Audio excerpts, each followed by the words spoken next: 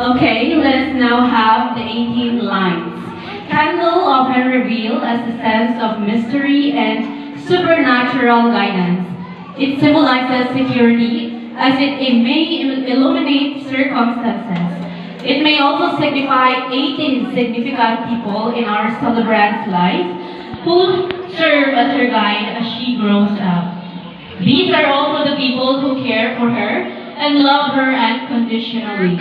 As you hear your name, please be here in front, light your candle and give a brief message or birthday wish for Angel. Okay, let's start with Maria Fe Elisa Abisan.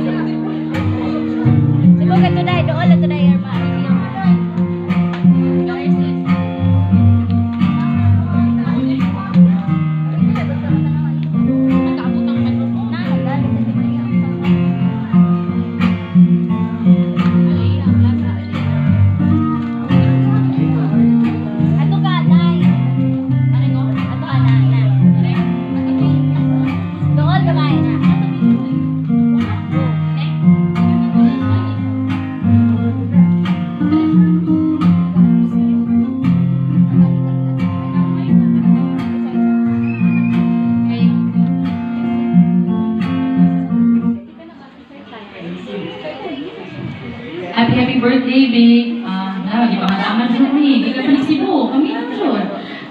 It may sound cliche, but know that I am proud of you. We are all proud of you. And no matter how tough the road ahead gets, always remember that you have us, your family, and the rest of your loved ones as your support system.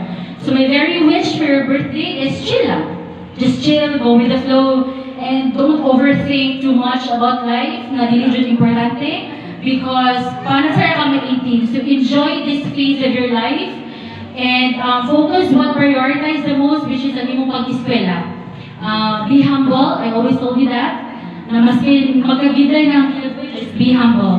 So happy birthday and I hope you enjoy tonight. Okay, thank you so much, Maria. Okay, Jel, paminaw pagtarong kuno eskwela yung si Maria. Okay, so let's proceed to Miss Maria